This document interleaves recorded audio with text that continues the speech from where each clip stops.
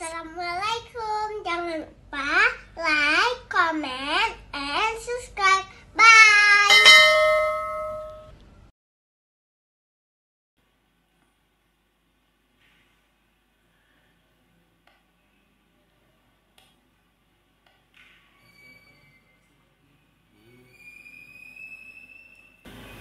Bismillahirrahmanirrahim.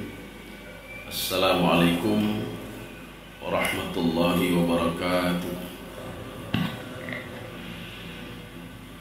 Alhamdulillahi rabbil alamin. Wassalatu wassalamu ala asyrafil anbiya'i wal mursalin wa ala alihi wa ashabihi ajma'in. Raditu billahi rabba wa bil islami dina bi Muhammadin nabiyya wa rasulah. Rabbi shrah li sadri wa yassir li amri wahlul 'uqdatam min lisani yafqahu qawli. Allahumma ij'al jam'ana hadha jam'an marhuma wa tafarruqana min ba'dihi tafarruqan ma'suma. Kaum muslimin dan muslimat sidang jamaah subuh yang dirahmati Allah. Pada pertemuan yang lalu kita sudah membahas masalah rajak. Jadi rajak itu karena hadisnya panjang, jadi kita bagi dua. Jadi sekarang kita masih melanjutkan tentang rajak. Jadi kita mengambil sumber dari kitab Riyadhus Shalihin yang dikarang oleh Imam An-Nawawi yang sudah ditahqiq kembali oleh Syekh Muhammad Sulaiman Al-A'raj. Nanti ada yang bertanya, kita ulangi sedikit. Raja itu apa? Untuk apa kita raja? Di dalam kajian tasawuf itu ada dua, raja dan khauf. Itu tidak bisa dipisahkan antara raja dan khauf. Kalau khauf ini untuk membentengi diri kita supaya tidak berbuat maksiat. Jadi ketika buat maksiat, nyonya itu dalam neraka bagaimana? Nyonya ga'adhu oleh Allah bagaimana? Sehingga dia tidak jadi berbuat maksiat. Kemudian raja. Raja itu apa? Raja ini ada dua. Untuk apa kita harus raja? Yang pertama, al-ba'thu ala ta'atillah. Memberikan motivasi kita untuk selalu taat kepada Allah. Raja itu pengharapan. Kemudian yang kedua, liyuhawwinu al-masyaqqat wa syada'id.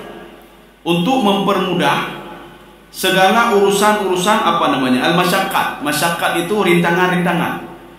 Ketika seseorang akan berangkat dari sini, berangkat ke Jakarta, rintangannya banyak. Perjalanan dengan mobil, dia berangkat 4 hari 3 malam.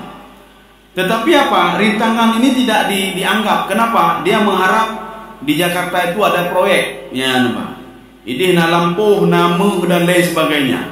Sehingga yang masyaqqat ini menjadi ringan. Inilah raja. Kita di dunia ini susah sekali. Tapi kalau sudah ada sifat raja, ada tujuan hidup kita, ada tujuan ibadah, maka yang lain menjadi ringan. Seorang salat itu akan ringan bagi dia apabila dia ada sifat raja. Ya, ada sifat raja. Kata Imam Ghazali begini, setiap seseorang itu ada tujuan akhir, ma yatlubuhu fayahimu al-masyaqqat.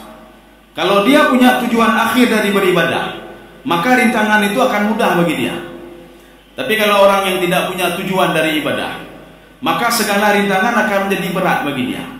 Rintangan hidup ini akan berat menjadi dia. Makanya orang yang punya raja biasa saja di dunia, Pak. Ikan ligok baik atau gede, biasa saja. Oh, nanya susah, itu biasa. Kenapa? Dia mengharap pekan ini, yang harapkan apa? Ke depan yang dia harap. Kaum muslimin sedang jamaah yang dirahmati Allah Subhanahu wa taala. Sekarang kita lanjut hadis tentang raja. Jadi ini memberikan motivasi kepada kita untuk terus beribadah. Jadi artinya baik lemah tengah jalan ni, Pak. Alahek dah semayang, kepu semayang. Alahek dah berdoa tahajud, kepu dah berdoa tahajud, hana tu kadar. Alahek dah baca Quran, yang tertebe dah baca. Tengok dah ulang ni. Belum ke dah ulang dah.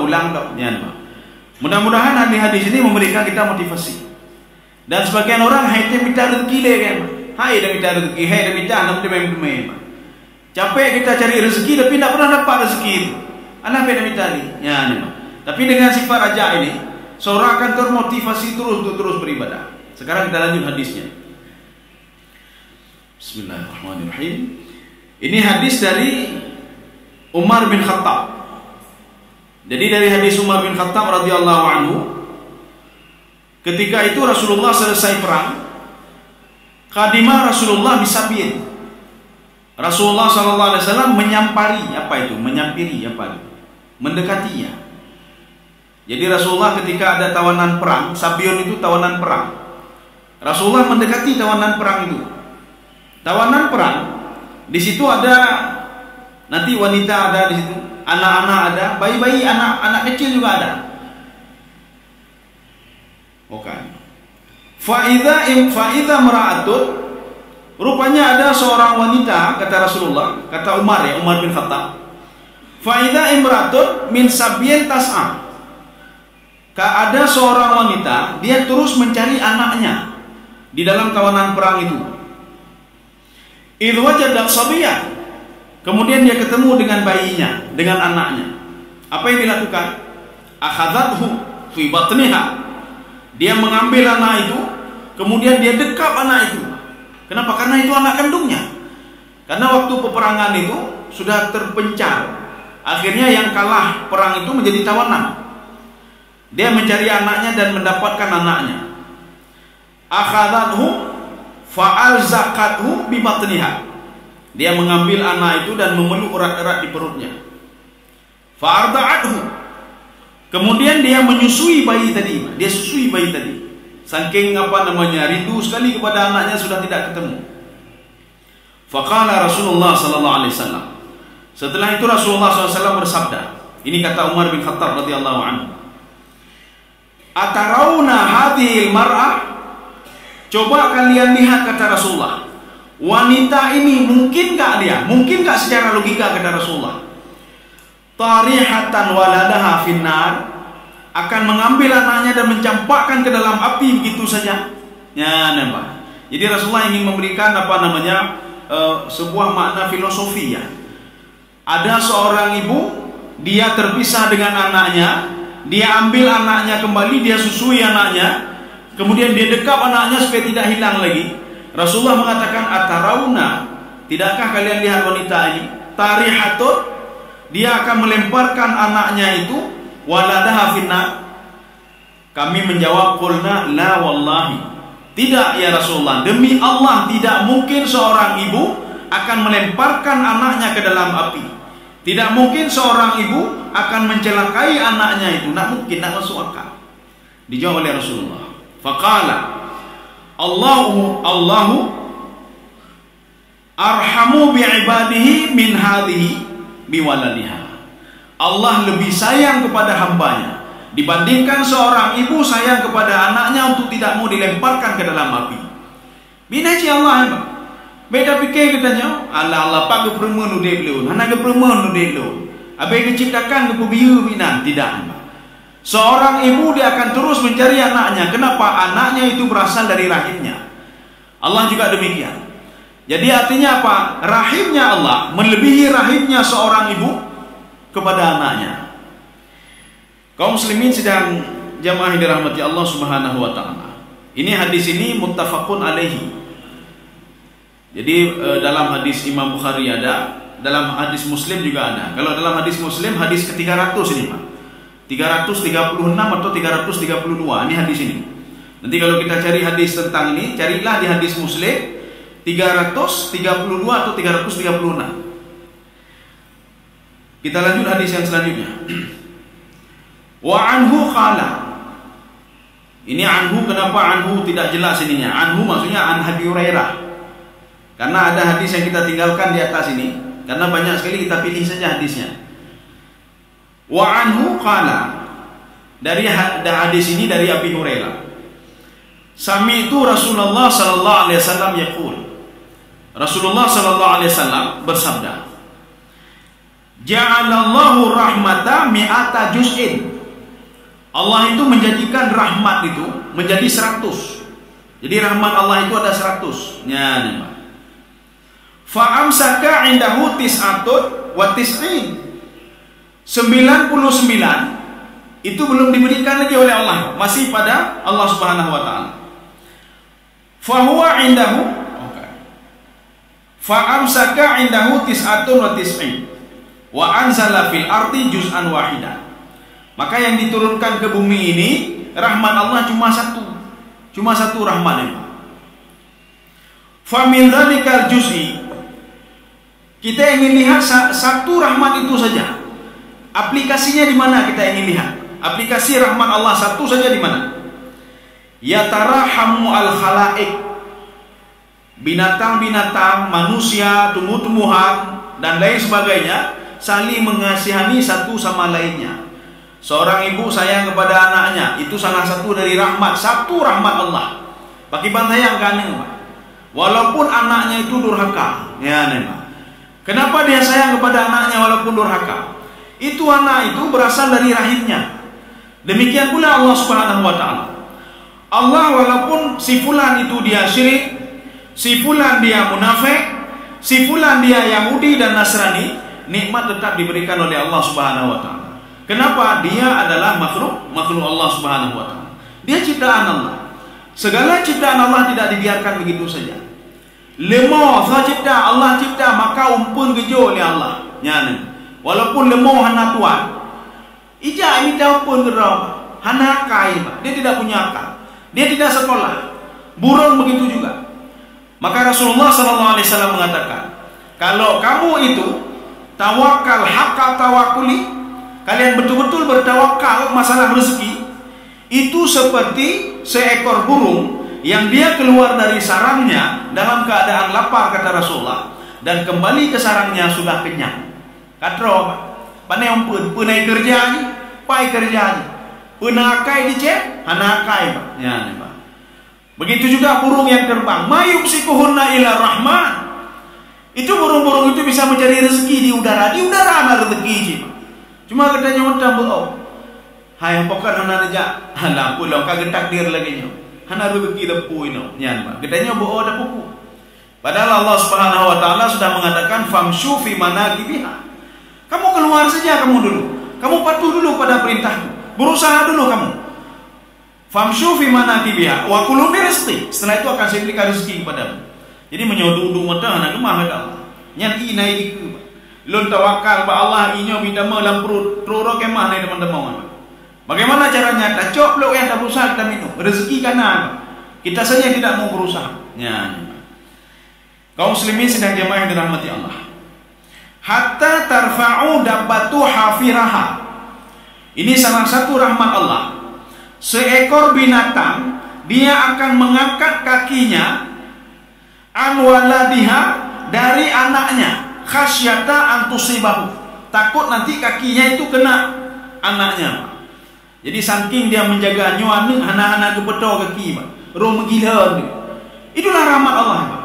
Maka kalau kita lihat satu sama lainnya saling mengasihani. Gejuk je gedulung tipulan itu baru satu dari 9 dari 100 rahmat Allah Subhanahu wa taala. Maka ketika kita meninggal dunia nanti, yang gejuk rahmat. Waktu di alam barzah diberikan lagi, di padang mahsyar diberikan lagi, maka disempurnakan semuanya rahmat Allah itu ketika manusia masuk ke dalam surga. Ya. Kaum muslimin sedang jamaah yang dirahmati Allah. Kita lanjutkan hadis. Oke. Wa an Ibnu Abbas radhiyallahu anhuma qala sami'tu Rasulullah sallallahu alaihi wasallam yaqul. Jadi beliau mendengar Rasulullah SAW bersabda, ini Ibnu Abbas. Ma min rajulin muslimin yamut. Kalau ada satu orang muslim bukan musyrik. Ada satu orang muslim, dia meninggal dunia. Fayaqumu ala janazatihi arba'una rajulan. Rupanya yang menyalatkan dia ada 40 orang. 40 orang yang menyalatkan. Maka Rasulullah SAW mensyaratkan 40. Jadi tidak kurang dari 40. Harus ada 40 orang. La yusyrikuna billahi syai'an. Yang 40 orang itu tidak syirik sedikit pun kepada Allah Subhanahu wa taala. Ini membuktikan begini, kalau tidak syirik, cukup sayang Allah kepada orang yang tidak syirik. Kalaupun orang yang syirik itu dibenci oleh Allah, dalam satu segi memang disayang oleh Allah dengan diberikan rezeki, Pak. Tetapi Allah benci kepada orang syirik. Ya. Maka salah satu syirik kecil itu, syirik kecil, ria. Rianya syirik kecil. Ganyan bangga dengan ibadah. Ya apa berita bago. Ya apa dengar bago. Ini termasuk ke dalam ria. Dia bersedekah. Ria itu maknanya ria'un ra'ayara, supaya dilihat oleh orang lain. Maka batal semua amal ibadahnya. Maka Allah mensyaratkan ada 40 orang mensalatkan seorang muslim yang meninggal dunia. Yang 40 orang ini tidak syirik kepada Allah Subhanahu wa taala sedikit pun, kata Rasulullah. Illa syafa'ahumullahu fihi. Kecuali itu yang orang salat yang meninggal tadi, Rasulullah mengatakan dia akan diberikan syafaat oleh 40 orang tadi. Ya, tapi dengan syarat tidak syirik sedikit pun kepada Allah Subhanahu wa taala. Makanya kita pilih-pilih orang ni. Nyobek sampai rumah yang judi nama. Je ke jamaah rumah yang judi nama. Jamaah pun nanti untuk salat mayat. Atau ketika minta hujan. Kan pernah terjadi pada masa Nabi Musa alaihissalam. Pada masa Nabi Musa, di dalam riwayat disebutkan asabahumul qahtu. Waktu itu mereka ditimpa musibah, apakah tidak turun hujan dan lain sebagainya. Waktu itu Nabi Musa alaihissalam mengajak Bani Israel untuk berdoa, salat dan berdoa. Jadi salat itu baik dah fikir gedenya mentang kata sembahyang, Pak, tidak. Kita jangan berpikir puasa kita saja yang puasa, tidak, Pak. Kita jangan berpikir kita saja yang disuruh ikhlas dalam beribadah, juga tidak. Maka ketika kita membaca ayat Al-Quran, wa ma umiru illa liya'budullaha mukhlishina lahuddin. Ada sebagian penafsir mengatakan ayat itu untuk siapa? Untuk Bani Israel. Wahai Bani Israel, ketika kalian salat, ketika beribadah, ketika puasa, itu dituntut untuk mukhlishina lahuddin, untuk ikhlas dalam beribadah. Kalau tidak ikhlas dalam beribadah, amal kalian mardud, ditolak semuanya. Semua ditolak. Ya, berarti harus ikhlas. Tetapi di dalam beberapa literatur kitab lagi itu mengatakan begini, ada 2 syarat, tidak cukup ikhlas saja. Yang kedua as-shawab, amal yang kita lakukan itu benar, maka sudah ikhlas benar lagi. Kalau salah satu saja kurang, kata Fudail bin Iyad, fa'amaluhu mardu. Dia ikhlas beribadah, tapi sembahyang salah ke sembahyang. Dia ikhlas beribadah, tapi cara berwudu salah berwudu hebat. Dia ikhlas beribadah, tapi nak tahu cara menghilangkan najis.